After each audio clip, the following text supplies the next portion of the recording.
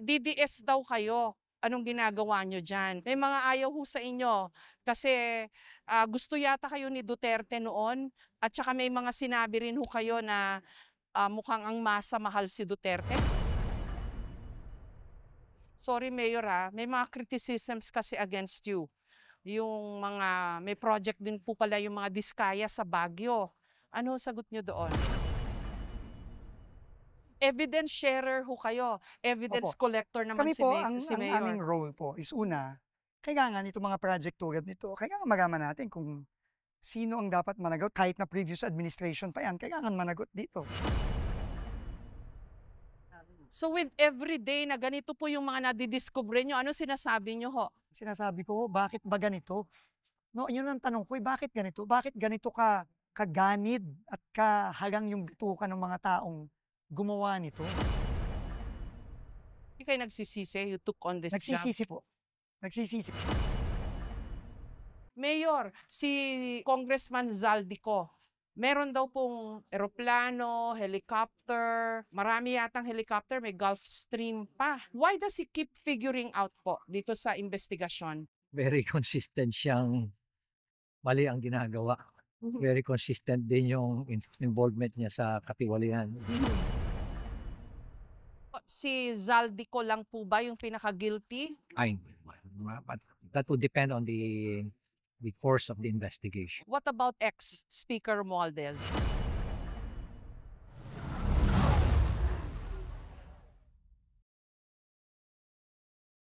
Secretary Dizon, Mayor Magalong, maraming salamat po sa interview na ito.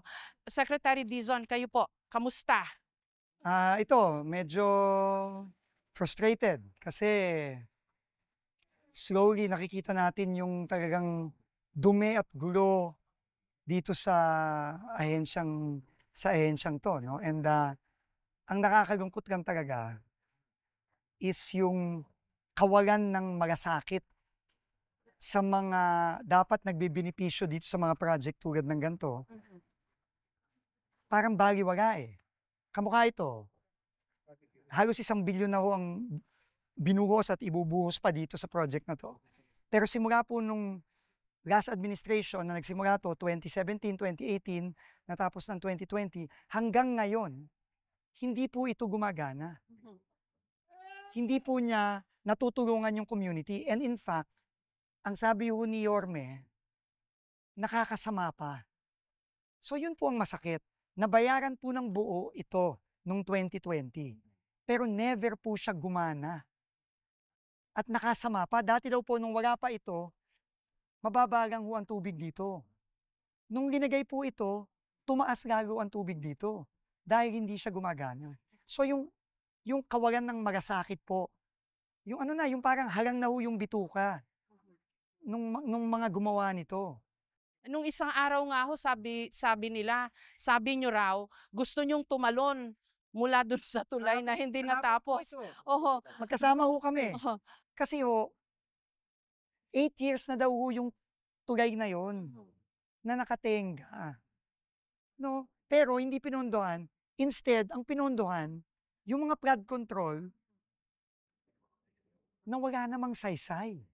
Wala naman, nakasama pa yung flood control na, magkagapit nga kasi po yun yung tulay tsaka yung flood control na pinuntahan namin eh. So with every day na ganito po yung mga nadidiskubre nyo, ano sinasabi nyo ho?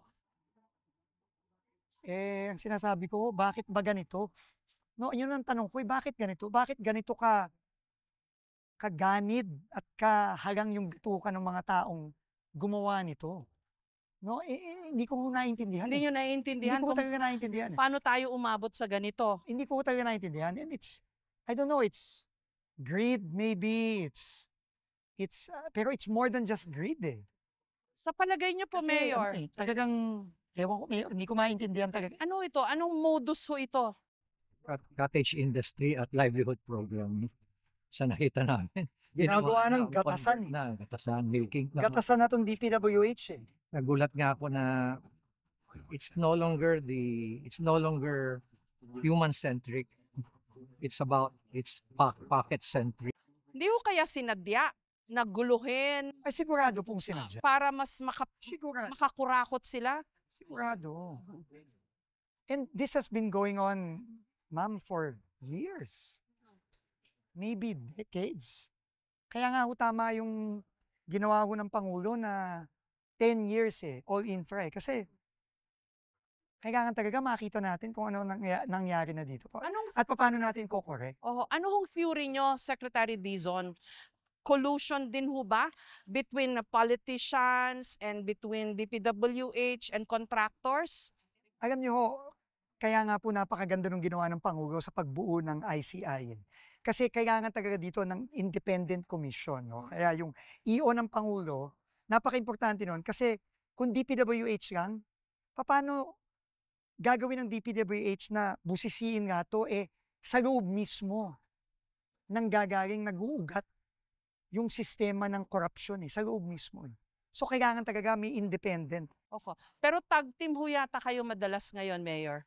Ano po yun? Bakit? Ang trabaho ko magdala ng gamot, baka tumaas yung blood pressure. Hindi nagsasama lang kami ni Mayor kasi nga ako. Nagpaparemind sa kanya nung gamot niya para hindi ma-high-blood. Kasi ngayon, ang role po ng DPWH ngayon talaga is mag-provide ng information, mag-provide ng documents, ng ebidensya sa ICI. So para ho hindi na mahirapan, kailangan close coordination po kami sa special advisor ng ICI. Ano ho yun? Kayo ho nagmana ng DPWH. Ang tampulan ngayon ng napakaraming oat, galit. Top to bottom cleansing, ito talaga overhaul. Kumbaga sa makina ng kotse. Overhaul to. Baka nga kailangan pakitan na yung buong makina nito. Sa dami ho ng mga tiwali daw, di umano, sa DPWH, may maiwan ho kaya kayong tao? Sana naman po, naniniwala pa naman ako na majority pa rin maayos. Pero kagaya nung ginawa natin ngayon, 10 RD at DE, kasama na yung RD ng CAR at DE ng Baguio, medyo tinabi na natin, tinanggal na natin at kinasuhan na natin. Umpisa pa lang ho yan, tuloy-tuloy ho ito. Pero anong mangyayari ho sa kanila, dun ho sa shinokos ninyo? Kaso po yan, administrative po na kaso kagad yan. At pwede din po silang kasuhan ng ICI ng kriminal. Okay. Dahil sa kanilang posibleng partisipasyon dito sa malawakang anomalya dito sa DPWH. Saka pa lang ho sila matuterminate pag na hindi... Marami na nga ho akong tinerminate ngayon. Yung 20 po na kinasuhan natin initially, 3 po doon terminated na. Yung 17 suspended na. Okay. At ongoing na ang termination and dismissal proceedings. At itong susunod na 10, ganun din po ang gagawin natin. At may freeze po kayong mga assets nitong mga to. Yung mga nagsusurrender po ng luxury cars, etc. Kasama na po yan, yung accounts nila, yung mga kotse nila, iba pa nilang assets, pati ho yung mga real property. Sumulat na ho tayo sa LRA para ma-identify na yung mga bahay at lupa, condo, apartment nitong mga taong ito. Kailangan po, sabi ho ng Pangulo, hindi enough yung makulong. Makasuhan, makulong. Kailangan maibalik yung pera. Ano mangyayari ho dun sa mga luxury cars? Lahat po yan, ipapa-freeze na po yan ng AMLAC, totaling almost 500 million. Isusubasta ho ba yung mga kotseng yon? Eventually? Eventually po. Sabi ho nila, Pati ho yung mga aeroplano, mga chopper. Oo nga ho. Mayor, si Congressman Zaldico, meron daw pong eroplano, helicopter, marami yatang helicopter, may Gulfstream pa. Why does he keep figuring out po dito sa investigasyon? May natisod na ho ba kayong ebidensya against him? Oo naman, meron na. Alam mo, it's all about very consistent siya. Very consistent siyang mali ang ginagawa. Very consistent din yung involvement niya sa katiwalian. Allegedly muna. Pero mapapatunayan naman namin kasi talagang sa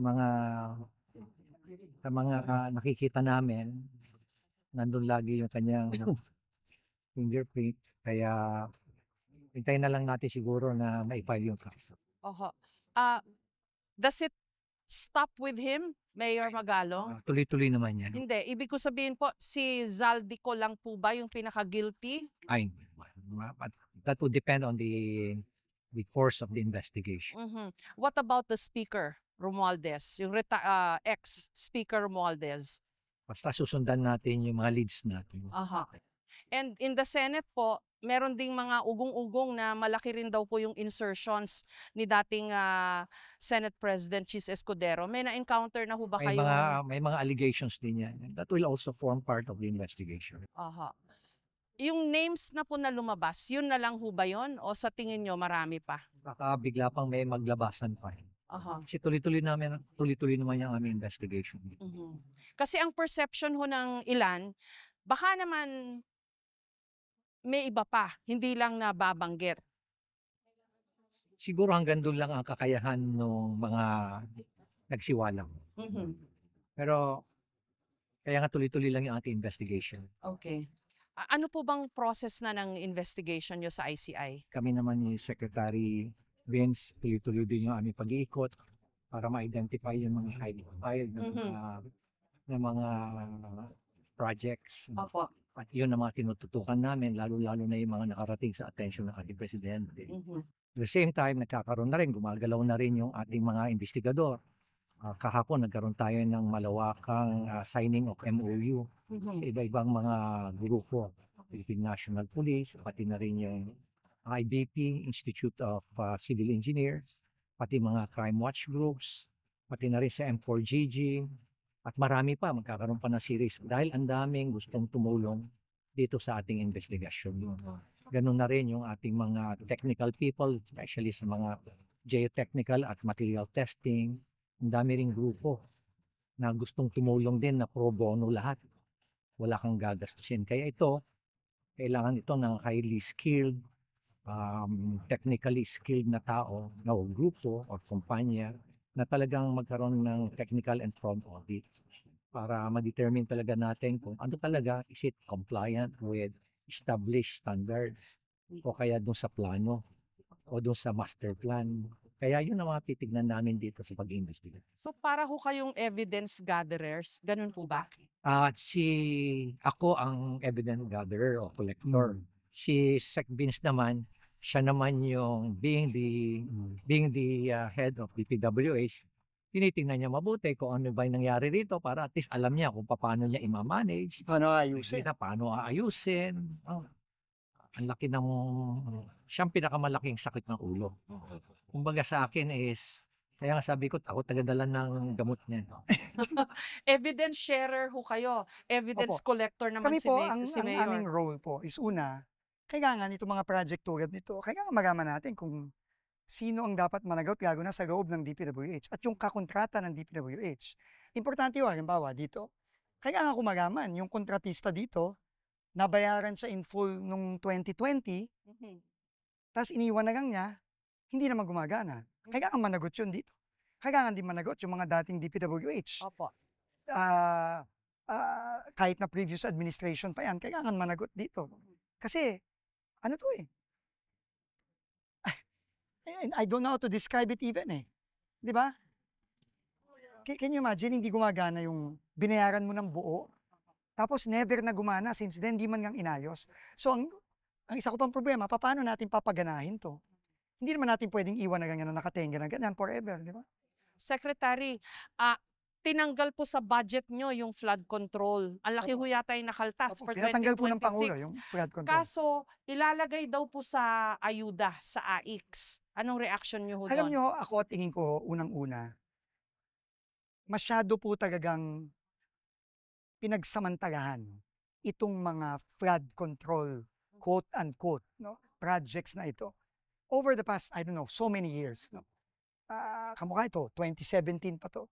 Pinagsamantalahan kasi marami sa mga nakikita namin either ghost or substandard kamukha nito.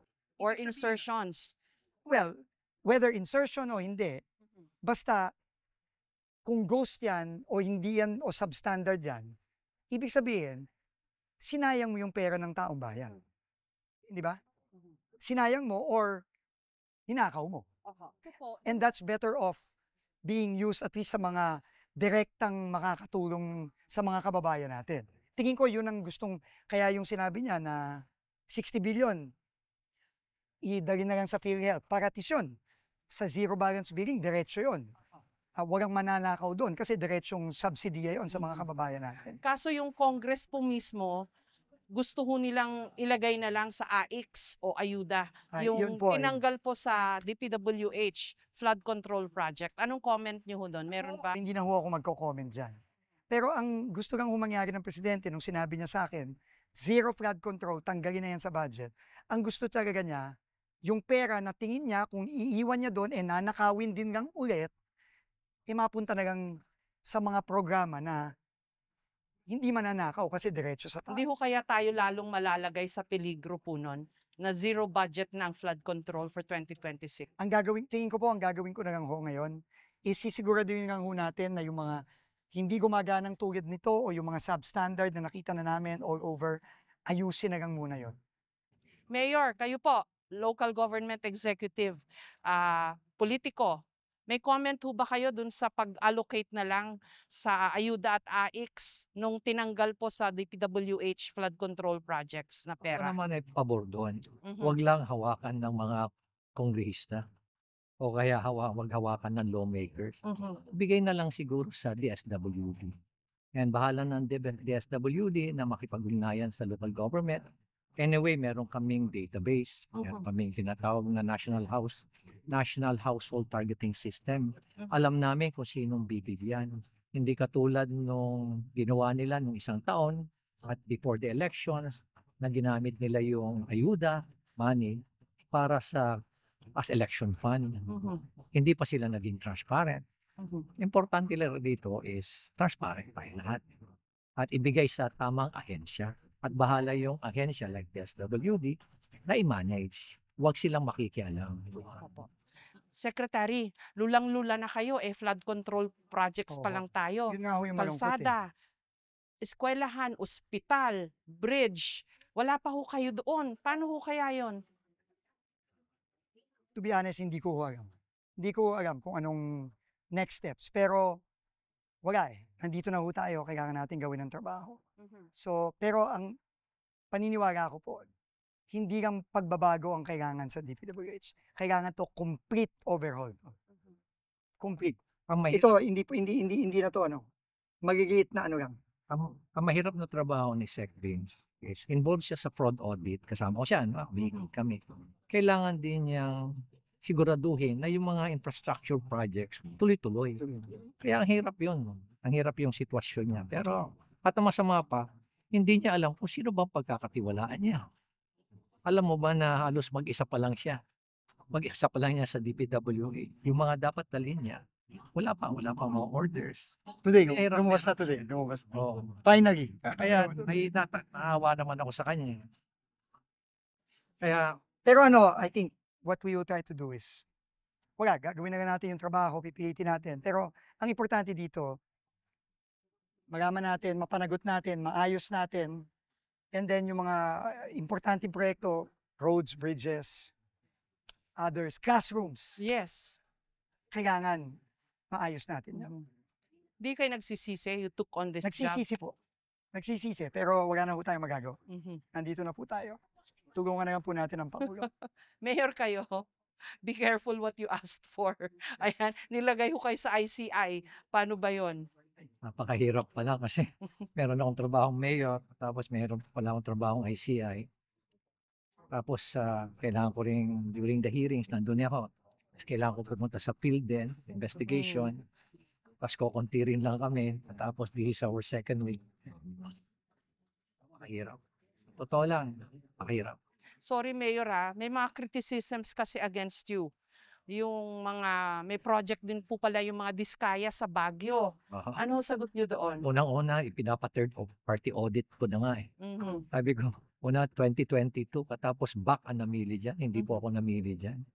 Hindi ko nga alam na yung St. Gerard na yan, diskaya yan. Mhm. Kaya siguro, imbestigahan na lang ng isang third party. Ito ho ba yung tennis court? Pero minor lang yung defect. Mhm. Yung paglalagay lang ng pavement, yung painting, kasi bumabakbak. Mhm. The rest, yung structure talagang matibay. Magandang pagkakagawa. Kaya lang, nagiging political issue lang at ginagawang distraction. Kaya nga sabi ko, third party audit na lang yan at makikita nyo kung ano talaga nangyari dyan. Malalaman nila na wala akong kinalaman dyan. Maayos yan. Walang korupsyon na nangyari. Tanungin na rin nila si Diskaya. Dahil siya mismo nagsasabi na Alam mo sa Baguio talagang hindi mo talaga makurap yung mga tao. Mhm. Mayor, isa pa, sorry. DDS daw kayo. Anong ginagawa nyo dyan?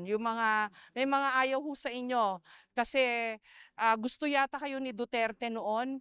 At saka may mga sinabi rin ho kayo na mukhang ang masa mahal si Duterte. Parang ganon. Ako po, nasa kabinete po ako ni President Duterte. Oo, kami nasa kabinet. Magkasama kami sa NTF sa COVID. Sige po, may gusto rin po kayong sabihin. Nagtrabaho lang Trabaho kami. lang po. Oh. Trabaho lang. Alam mo, Peter's principle maayos ang trabaho mo, magugustuhan ka ng boss mo. Lagi na lang ikaw ang papatawag. Mhm. Di ba? Magiging close ka sa kanya. Mhm. Dahil nagtatrabaho ko. In the same manner na may bago tayong presidente, nagtatrabaho tayo na maayos. Kaming dalawa ni Segbis at iba pa. And ako, I think Appreciate po, din, ano po yan, Mhm. credit po yan na testament kay Pangulong Marcos na wala siyang ganung pagtingin. No colors. Wala siyang kulay, no? Kung sino Mhm. ang tingin niyang makakatulong, aayain niya. Mhm. At kami naman ni Mayor Benji, Kaso hinahalo po yung politika eh. ganun po talaga. Ano masasabi niyo ho doon? Kailangan masanay na ho tayo dyan. Ganun Sa ho akin talaga. ini-ignore ko na lang. Nagtatrabaho na lang ako. Trabaho na lang. Bahala na lang sila kasi distraction lang yan. Trabaho lang. Pag hindi ko na lang pinapansin. Pupuntahan nyo rin po ba yung mga flood control project sa Davao? Na malaki rin daw po nakuha nilang pondo. Pupunta po kami. Aha. Okay. So no colors din po itong inyong investigasyon. Lahat po ito. ng flood control project all over the Philippines, pipilitin namin. Opo. Basta may mga defects, problematic, anomalous. Secretary, nakakalula ho yung sa Bulacan eh. Kasi sabi ho mismo ni Bryce Hernandez na lahat daw ng proyekto sa Bulacan substandard. Parang, bakit naman ho nagkaganon kaya? Greed. Greed nga. So how do you correct that situation now? Mahirap pong sagutin yan. Pero ang pag-correct po dyan, I think ang first step, kailangan matakot ang mga gumagawa nito o posibleng gumawa nito.